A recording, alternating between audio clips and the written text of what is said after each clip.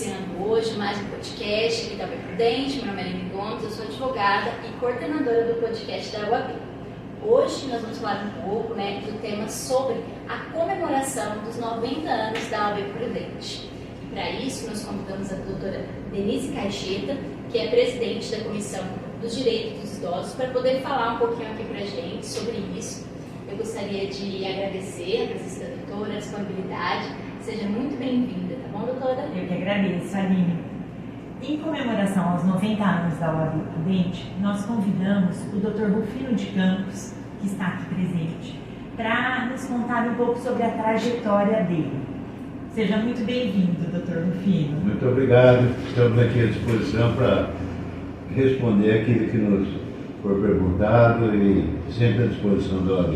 Obrigada. Eu gostaria de saber, quando o senhor começou a advogar, quais os desafios que o senhor enfrentou no início da sua carreira? Doutora Denise, naquele tempo as coisas eram mais difíceis. Difíceis porque a gente não tinha curso prático na faculdade, não tinha um escritório da faculdade como tem hoje para aprender a fazer, não tinha prática. Então o advogado saía da faculdade, não tinha nem exame de ordem e tinha que enfrentar a vida. Então, você imagina uma pessoa que nunca redigia uma petição, né? Era difícil. No meu caso especificamente não, porque eu tinha um escritório de contabilidade, estava acostumado a fazer requerimentos, fazer algumas defesas fiscais de pequeno porte, então era mais fácil. Mas, por outro lado, tinha uma colaboração muito grande dos cartorários e dos próprios colegas. Você tinha 3 cartorários, que se me permita citá-los, que eles contribuíam muito com os advogados, dizendo, faz assim, segue esse caminho, faz isso, faz aquilo. Era o Nelson Marques. Os cartórios de ofício era junto com o cartório de notas, que funcionava no próprio fórum. Era o fórum antigo, aquele prédio onde é a Procuradoria hoje, ali perto da Catedral. Então, o Nelson Marques, Oswaldo Tomazetti e o Antoninho Aparecido Ferreira, né? Eles se dispunham a explicar para os novos advogados como se fazia uma petição, como que devia fazer.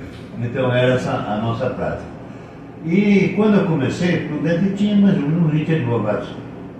Não é? E os próprios colegas disseram, faz assim, tal, essa coisa.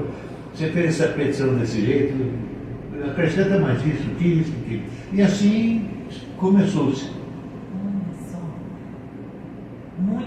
Muito bom saber disso, porque eu nem imaginava como seria o início e dessa forma aí de não ter a prática. Imaginar uma faculdade de Direito hoje sem a prática é muito difícil. E não tinha de pesquisar, né? Não tinha. Hoje a gente pesquisa no Google, né? Tem Google, tem internet, não tinha nada. Lá era só livro e não tinha nada. E por outro lado, a ausência disso fazia que o coleguismo fosse muito grande. Exatamente. Perfeitamente. Naquela época eu citava uns advogados antigos, tem uns que talvez você não tenha nem visto falar. Anacleto Roberto Barbosa, por exemplo. Não. Doutor José Salles Macuco, né? Doutor José Stable Filho, e alguns outros aí mais, doutor Daniel Yamashita, sim. Doutor Valdemar de Faria Mota, que foi sócio do doutor Daniel Yamashita, né? Eu só conheci de ouvir o doutor Daniel falar. José Fuzimoto. Então, como se dizer assim, uma meia dúzia. Né?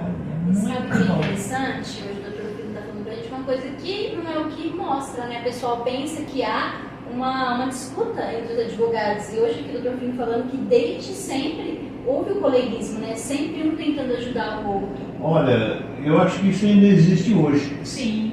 Tem alguns advogados, eu sou privilegiado, já tenho 50 anos de advocacia, então tenho um pouco mais de experiência, vamos dizer assim, não sei mais que ninguém, mas tenho um pouco mais de experiência. E tem muitos advogados que me perguntam alguma coisa, até hoje. Sim. Eu vou no escritório, troco ideia, telefona. Porque confia, né? Sabe da experiência, do conhecimento. E isso eu fiz muito em outros tempos também. Quantas vezes que eu liguei para o doutor Luciano Pinheiro? Ô, Luciano, me dá uma mão aqui. Sim. Eu mesma já fui lá conversar com o doutor várias vezes, doutor Rufino, com relação a isso. Né? Queria trocar uma ideia com o senhor. Então, a receptividade do senhor, a gente agradece muito, porque poder saber que no momento de dúvida, qual caminho proceder, né? Porque a gente na advocacia, a gente lida com vidas também, com decisões das vidas das pessoas, e saber que a gente pode contar com uma pessoa mais experiente para nos auxiliar, isso é importantíssimo para a gente. Denise, você lembrou bem, nós lidamos, assim, em resumo, com duas coisas importantes, duas coisas alheias, a liberdade e capital. Né? Duas coisas importantes para a pessoa. Sim, sim. Né? E o que está na nossa mão aqui, é que a gente está aí lutando por isso. Isso, com muita responsabilidade, né, doutor Rufino? Quantos anos o senhor está aí? E eu queria saber como o senhor vê a advocacia hoje? Olha, eu acho que a advocacia está sofrível. Os mandões da advocacia, os manda-chuvas da advocacia, que estão nos grandes centros, eles se preocupam com eles, não se preocupam com a advocacia. A advocacia, você vê que ela está morrendo. Né? Criaram o juizado de pequenas causas, que não precisa de advogado. Hoje tem um acidente de trânsito, o Sejus que resolve, chama lá as partes e resolve. Inventário e divórcio você faz em cartório. Retificação de nome hoje você faz em cartório direto. Uso capião você vai direto em cartório. Então, estão acabando com a advocacia. Né? Por quê? Esses mandões da OAB, eles estão em centro grande. E peixe grande você pega em Rio Grande. Né? Lá nas capitais tem as grandes ações. Aqui no interior, o que tem? Me conta uma grande ação que tem aqui por dentro. Não tem, não existe. Vai em Pirapozinho, vai em Martinópolis para você ver. Não tem. Não é? Então, eles não ligam para a advocacia, não. O advogado do interior, eles que se virem, que se lasquem. Né? Então, não tem. Eles não vão no Congresso fazer lobby, dizer isso pode, isso não pode. Você vê agora a reforma tributária. Né? A prestação de serviço aí, onde está enquadrada a educação, isso vai para 27,5%. Né? É um absurdo, mas o que é que nós vamos fazer? Né? A OAB não se interessa pelos advogados, então eu acho que a advocacia hoje está sofrendo. Mas, doutor, acho que ainda há esperança? Acreditar nessa esperança é a última que morre, né? A gente tem que acreditar, né? Mas precisa levar isso ao conhecimento deles, né? Porque é para eles que nas próximas tomem a providência. Isso aí não retrocede, isso já essas questões aí que eu falei, divórcio, feito em cartório. INSS também, né? A pessoa pode pedir sozinha, benefício. Você vê, eu lembro que já faz aí alguns anos, eu estava no fórum e veio me perguntando, doutor, o senhor podia fazer uma audiência ad hoc aí, está o advogado bem? Eu falei, faço. Então fui lá.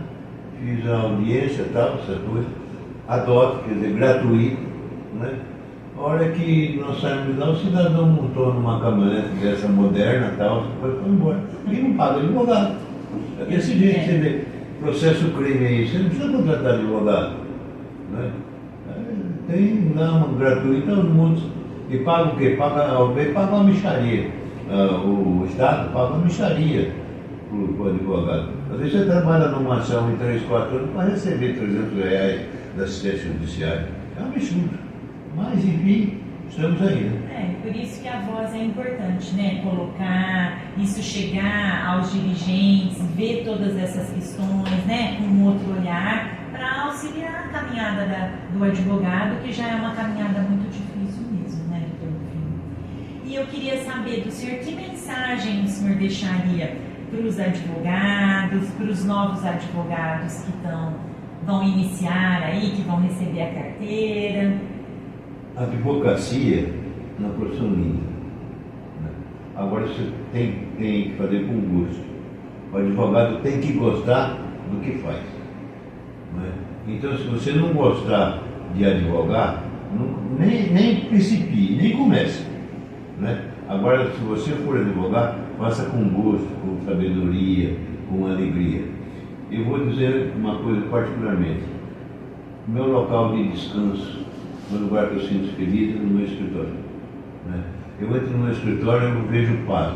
Apesar da correria diária, de telefone, de cliente, e dos problemas que surgem no cotidiano, eu me sinto com paz e tranquilidade. Mas uma coisa, leiam bastante, né? Eu estou aí com 52 anos de advocacia, mas eu ainda leio hoje, em média, pelo menos 2 horas por dia. Então eu chego no escritório às 7 horas da manhã e saio às 7 horas da noite, né? Às vezes um pouquinho até mais tarde. Mas nesse período, sempre no finzinho da tarde, eu estou lendo alguma coisa e a sabedoria não ocupa lugar, né? É muito importante. E procure sempre traduzir confiança para o teu cliente, né?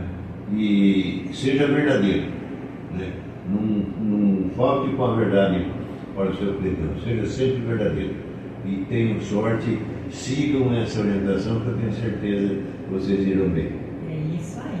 A gente ser feliz com aquilo que faz, se dedicar naquilo que faz e como o senhor colocou, o senhor refaz as suas energias dentro do seu escritório de advocacia, com todo o turbilhão de trabalho, de prazo, de equipe, de gerência, é lá que o senhor se energiza. Muito bom, doutor Rufino. E eu queria saber qual a mensagem que o senhor deixaria para a comemoração desses 90 anos da nossa OAB de Presidente Prudente. Eu fui contra a política contrária à administração atual, mas eu tenho que elogiá-la, né, pelo que fez, pelas benfeitorias que fez, pelo conforto que a Casa do Advogado está oferecendo aos colegas, aos advogados. Cumprimento a diretoria, não é? Especialmente vocês que estão à frente da batalha diária aqui no AB, pelas conquistas que têm feito, pelo melhoramento que foi feito na Casa do Advogado. E continuem, porque assim a gente tem um pouco de esperança no dia melhor para a nossa sociedade democratíssima e independente. Muito obrigada, viu, doutor Rufino? Foi um prazer contar com a sua presença aqui hoje. O prazer é todo meu. Doutora Denise, quer deixar uma mensagem também? Eu queria agradecer, eu acho que a visão que o advogado tem, o advogado que inicia, o advogado que está no meio da sua carreira, né, do seu tempo profissional aí, ele não tem a clareza de saber a importância e o compartilhamento que esses advogados com mais idade podem passar para a gente. Eu tive a oportunidade de conviver bastante com o Dr. Daniel Yamashita, que já não está mais com a gente também. E assim, o jeito que ele conduzia, muito parecido com a fala do Dr. Rufino aqui, como que eu posso colocar? Se a gente puder observar e se a gente puder seguir esses conselhos, que não são conselhos, são experiências de vida que com muita sabedoria nos colocam, com certeza a gente vai chegar aos nossos 52 anos de advocacia, se Deus permitir, com a mesma visão do Dr. Rufino. Eu agradeço muito. Quero agradecer ao Dr. Rufino pela disponibilidade de estar aqui com nós hoje. E o que a doutora Denise falou, né, eu só faço minhas as palavras dela, porque eu acho que nada supera a experiência. Eu acho que é muito importante você aprender com quem já sabe, você já está, à frente do caminho, porque você não precisa trilhar aquele caminho, a pessoa já trilhou e ela está ali, ela fala da experiência dela para você. Então, isso é de uma riqueza, assim, que não tem preço.